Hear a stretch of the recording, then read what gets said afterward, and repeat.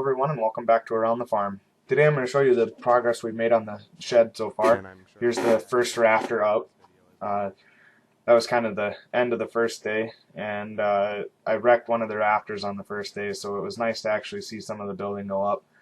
We were able to get the rafter fixed, but it took a lot of cutting and welding and fabricating to fix it. It actually collapsed up at the peak and twisted the I-beams pretty bad. So here was the next morning. We had the second piers up, ready for the rafter. I just had to find a way to tie down the first rafter so we could let go of it with the telehandler.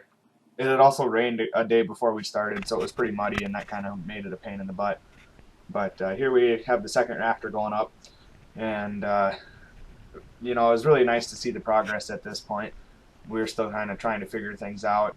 Once we let go of the rafter with the telehandler, we had to have a way to hold the rafter up so it didn't tip over. That's why there's a strap going to the 706 there, and we threw that one up, and it took a long time to get it over the top because it was probably about 20 feet to where we had to throw it.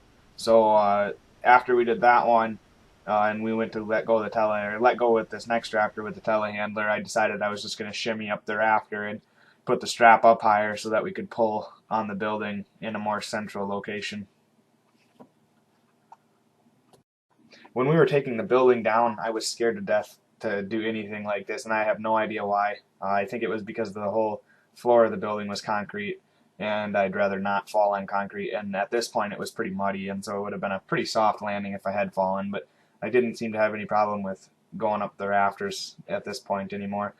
I think it also helped that I knew the building was sturdy now, where before there was a lot of places where the purlins were pretty rusted through and I didn't want to fall through the roof. But I actually kind of enjoyed this part, and I'm gonna be kind of sad when we get done with the last one.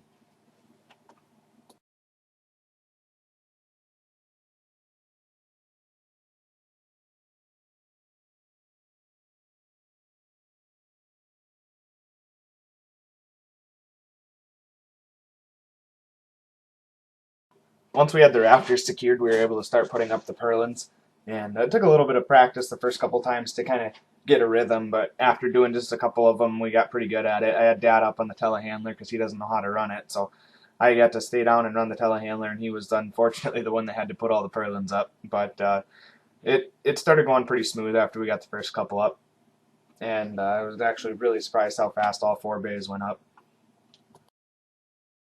This actually worked out really well. I'm thinking the basket for the telehandler's got to be about 16 feet, and the bays were 20 feet, and so there was about probably 2 feet on either side, so he could stand in the basket and tighten down the bolts on either side. I got a little behind on video here, but here all 4 of the bays are up, and everything except for the last eave strut there. We had to repair that because it was pretty rusted. But all the purlins are up, and the whole east wall is on as far as the tin. The door was also framed up at this point, and we left that last bay on the left there open because that's where the shop door is going to be. And by the time I'm uploading this video, the back wall is done, and hopefully in the next couple of days I get the tin on the back wall as well as start tinning the east wall. So we're making progress pretty fast here. I really, in the next week or so, maybe 2 weeks at the very most, hope to have the whole thing tinned, assuming we can get our roof tin in time. I hope to have another video up in about a week or so on how we're doing, but until then, make sure you like, share, and subscribe, and check back for more. Thanks.